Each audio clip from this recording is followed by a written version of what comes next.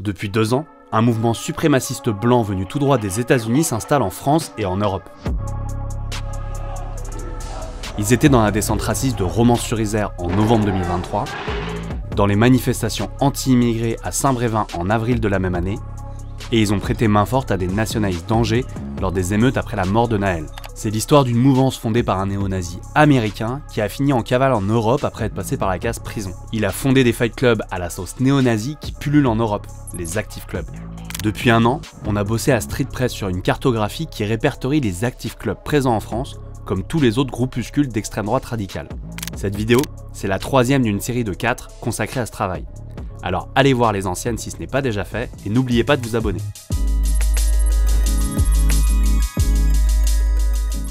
Juste avant de vous raconter l'histoire des Active Clubs, je vous rappelle que Street Press, c'est un média indépendant. On n'existe que parce que notre communauté nous soutient financièrement. Aujourd'hui, vous êtes 3000 chaque mois à nous faire un don, mais il faut qu'on soit plus nombreux. Alors pour nous soutenir, on vous met toutes les infos dans les commentaires. Bon, c'est quoi cette histoire de Fight Club néo-nazi ? La France, c'est le premier pays d'Europe où des Active Clubs se sont montés. Et aujourd'hui, on est l'un des territoires où le mouvement se développe le plus rapidement. Mais à la base, ce groupe, il vient des États-Unis. Il a été créé par un Américain, Robert Rondo. Il a 34 ans et c'est un homme violent. Il a été dans un petit gang dans le Queens, à New York. Et il a passé presque 2 ans en prison pour avoir poignardé un homme latino du MS-13, un gang rival. En 2016, il crée en Californie un mouvement qui s'appelle Rise Above. Selon un tribunal américain, c'est un groupe de combat d'un nouveau mouvement nationaliste de suprématie blanche. Plusieurs de ses membres ont été impliqués dans les violences de Charlottesville. Rappelez-vous, en 2017, la ville de Virginie est le théâtre d'un grand rassemblement de l'extrême droite américaine.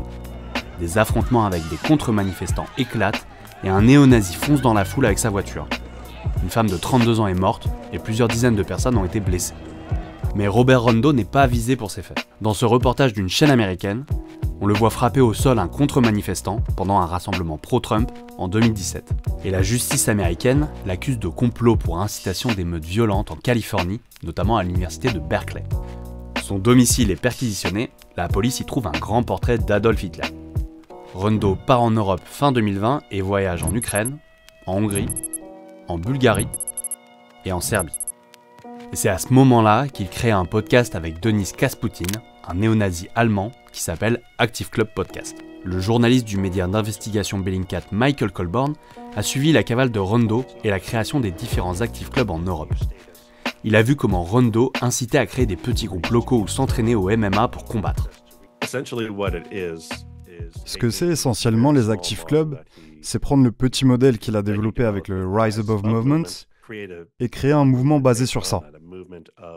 Un mouvement de groupes décentralisés, travaillant tous vers les mêmes objectifs de suprématie blanche.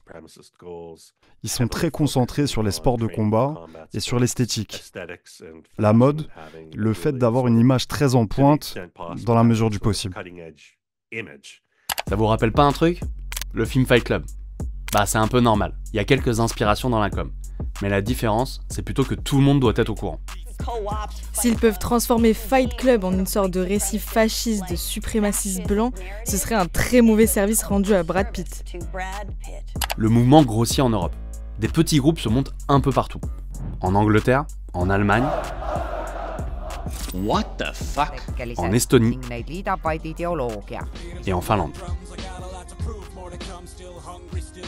Ils essaient d'avoir du style et d'être musclés, et ça c'est hyper important pour Robert Rondo. Dans un podcast en 2023, il estimait que les militants d'extrême droite seraient plus attrayants en faisant ça pour faire passer un discours radical.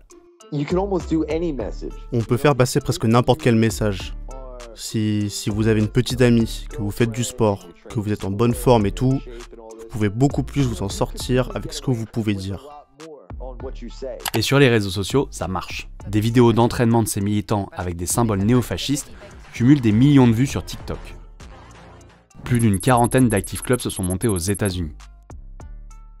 En France, 2 militants d'extrême droite ont d'abord lancé un canal Telegram en 2022. 2 ans plus tard, il y a plus de 11 000 personnes dessus. Mais sur le terrain, ils sont beaucoup moins à être actifs dans des groupes. Dans notre cartographie de l'extrême droite radicale, Street Press a identifié des Active Clubs dans 23 villes françaises. Leur groupe compte entre 5 et une quinzaine de membres maximum à chaque fois. En tout, Ça donne environ une centaine de membres actifs sur toute la France. Et ce qui les rassemble, c'est leur suprémacisme blanc. C'est totalement assumé par Paul, un des créateurs du canal Telegram Active Club France, qui l'a dit dans un podcast en 2023. Le truc avec les Active Clubs, c'est que vous n'avez pas à avoir une croyance politique commune à tout le monde, à part le nationalisme. On peut être un fasciste, un royaliste, un nationaliste ou un nationaliste révolutionnaire. Tant que vous êtes nationaliste, on vous veut. Sur Telegram, ils disent vouloir former une jeunesse sportive ayant le goût de l'effort. Paul explique même dans le podcast qu'à travers le sport, ils veulent attirer des hommes seuls qui ne militeraient pas dans des groupes d'extrême droite. Mais ils font bien attention à ce qu'ils partagent pour ne pas apparaître comme des néo-nazis. Des fois, des gens nous envoient des images qui peuvent être bien, qu'on peut aimer. Mais si c'est juste 2 croix gammées et un gars qui fait un salut nazi, c'est sympa, mais les gens pourront penser et se dire « Cet homme, on dirait le cliché dont j'ai entendu parler ». Bon, ça les empêche pas de poster des photos où leurs membres font quand même des saluts nazis ou des saluts à 3 doigts, inventés par le néo-nazi Michael Kühnen pour contourner l'interdiction du signe en Allemagne. Et ils conseillent également à leurs militants de lire des ouvrages d'anciens SS comme Léon Degrelle. Sans surprise, les membres des Active Clubs français font aussi preuve de violence. À Saint-Brieuc, 3 hommes voulaient créer un Active Club et ont attaqué un lieu alternatif en novembre 2023. Ils ont été condamnés de 12 à 24 mois de prison. À Mâcon, des militants de l'Active Club local ont violemment agressé Thomas après un concert dans un lieu associatif en avril 2024. Il ne souhaite pas que son image apparaisse dans cette vidéo, mais il nous a autorisé à utiliser son témoignage. Il y en a un qui me fonce dessus, donc je me protège, je prends des coups. Là, au bout d'un moment, il se bascule vers le bas, il me fait une prise de MMA, il me chope par les pieds, il me fait tomber par terre. Et là, t'as tous les autres qui sont arrivés et déferlantes de coups de pied, coups de pied, coups de pied. Au bout d'un moment, je suis tombé un peu dans les pommes. Enfin voilà, j'ai pris un petit KO. Et c'est là qu'ils ont pris la vidéo en me mettant les derniers coups de savate dans la tête, quoi. Sur cette vidéo filmée par les agresseurs et postée sur les réseaux sociaux, on voit une partie de l'attaque. Macron, c'est l'Allemagne, fils de pute! Selon des témoins, l'un avait un couteau et d'autres avaient des poings américains. Les personnes de Mâcon, les personnes politisées de Mâcon ont été extrêmement surpris. Parce qu'en fait, ça a commencé avec des stickers sur le local. Après, ça a été des tags où on était visé particulièrement, donc des tags menaçants, en disant qu'ils allaient nous tomber dessus, des trucs comme ça. Après, ils ont essayé de casser donc la porte du local, la vitrine. Donc on s'attendait quand même un petit peu à une réponse de plus en plus haute. Et c'est tombé ce soir-là. Thomas a eu de nombreuses blessures au visage, dans le dos ou sur le torse. Un médecin lui a prescrit 15 jours d'interruption totale de travail.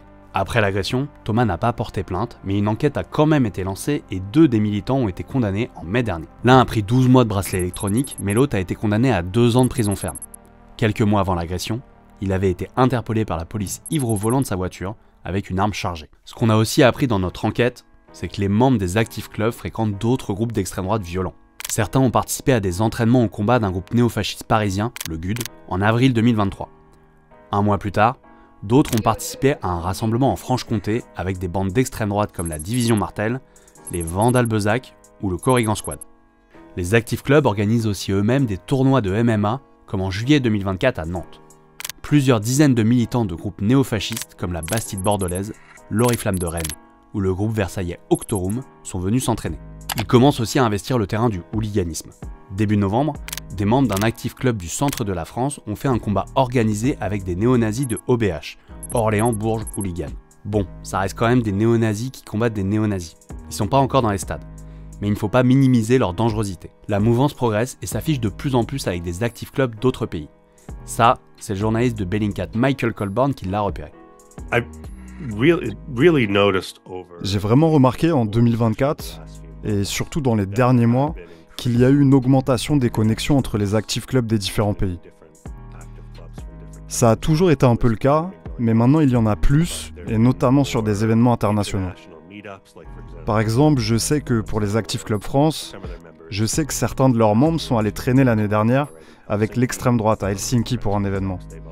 Je sais via des contacts français qu'ils ont fait des choses en Suède, qu'ils ont fait des choses avec le Patriot Front aux États-Unis. Et j'ai vu cette année beaucoup plus de membres des Active Clubs venir des États-Unis ou d'Europe en France. Robert Rondo, le créateur des Active Club, a finalement été arrêté en Roumanie en mars 2023 et a été extradé. Aux États-Unis, il a plaidé coupable face aux accusations d'émeute et il est en attente de son procès, qui aura lieu dans quelques jours, en décembre 2024. C'est la fin de cette vidéo, merci à vous de l'avoir regardée. Tous ces groupes, les infos et les sources, vous pouvez les retrouver sur notre carte en accès libre sur streetpress.com. Cette carte, c'est aussi la vôtre. Aidez-nous à la mettre régulièrement à jour en nous envoyant des informations. Moi, je vous retrouve dans 2 semaines pour la dernière vidéo autour de notre carto. Je vous parlerai du syndicat étudiant d'extrême droite, la Cocarde. Alors d'ici là, abonnez-vous et activez la cloche pour ne rien rater, et à bientôt sur Street Press.